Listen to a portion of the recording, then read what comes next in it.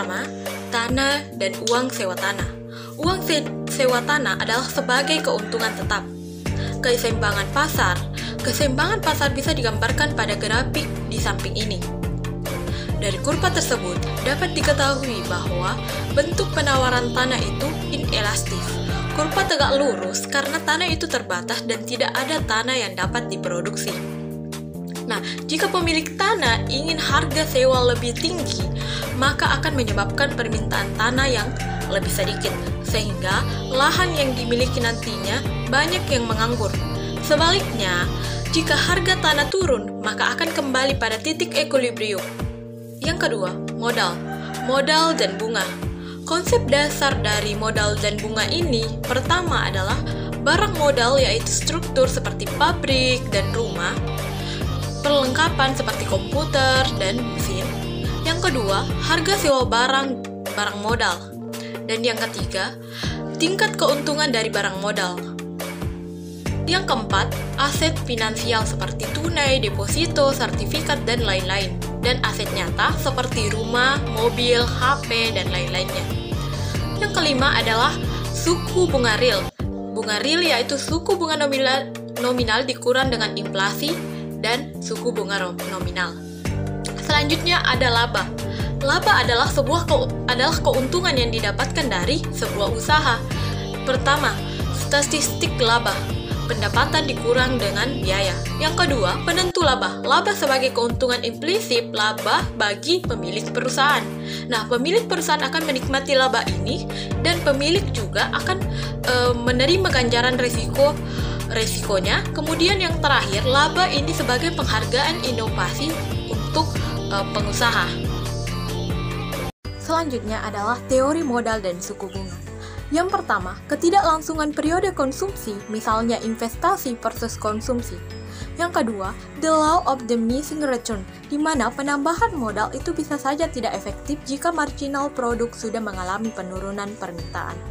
Yang ketiga, penentuan suku bunga dan keuntungan dari modal, misalnya ketika konsumsi rumah tangga turun tapi tabungan naik dan modal semakin banyak.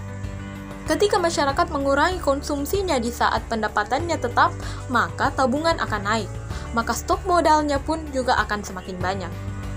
Ketika memiliki banyak modal, maka kebutuhan modal pengusaha akan meningkat. Karena banyaknya modal di perbankan, maka tingkat bunga bisa saja turun, sehingga suatu perusahaan akan meningkatkan permintaan modalnya ke perbankan. Ketika tingkat suku bunga turun, ditambah sokongan modal dan dari perbankan, maka perusahaan tersebut akan memiliki profit yang semakin naik. Selanjutnya adalah suku bunga. Grafik laba, bunga, dan cadangan modal. Grafiknya bisa dilihat di samping. Nah, di situ jelas kita dapat melihat bahwa ketika tingkat suku bunga berada di posisi atas, maka secara otomatis pengusaha akan mengurangi permintaan terhadap modal dari perbankan. Ketika permintaan modal terhadap perbankan turun, maka bank akan merugi. Maka sikap yang harus diambil oleh perbankan adalah bagaimana ia menurunkan tingkat bunganya sehingga sampai pada titik equilibrium pada kurva tersebut.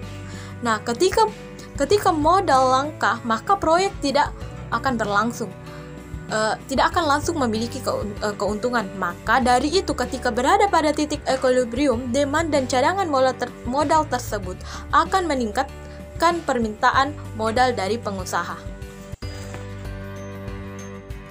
Selanjutnya adalah penerapan teori modal klasik. Perpajakan dan inflasi dan pajak menurunkan kuantitas barang yang bisa dibeli. Perusahaan, laba bersih sama dengan laba dikurangi dengan pajak. Yang kedua, gangguan teknologi.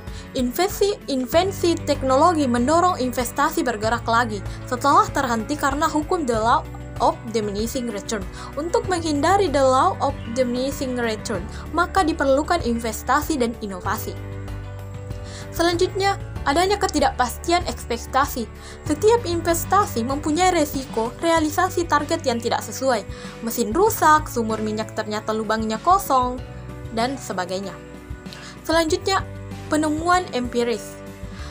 Dapat dilihat dari gambar di samping bahwa Indonesia yang paling cepat berkembang adalah dari sisi konstruksinya, kemudian G juga dari perdagangan dan reparasi. Dari hal tersebut dapat ditemukan bahwa skop ekonomi secara lebih luas, sektor konstruksi lah yang lebih cepat. Pertumbuhan PDB. Menurut pengeluaran yang paling tinggi adalah lembaga non-profit, kemudian disusul oleh konsumsi rumah tangga dan konsumsi pemerintah. Kesimpulannya adalah, bentuk penawaran tanah itu inelastis, di mana tanah itu terbatas dan tidak ada tanah yang diproduksi. Jika pemilik tanah ingin harga sewa lebih tinggi, maka akan menyebabkan permintaan tanah lebih sedikit, sehingga lahan yang dimiliki nantinya banyak yang menganggur. Sebaliknya, jika harga tanah turun, maka akan kembali pada titik equilibrium. Kesimpulan yang kedua, untuk memaksimalkan nilai saat ini, maka kita harus membeli alat yang tahan lama atau barang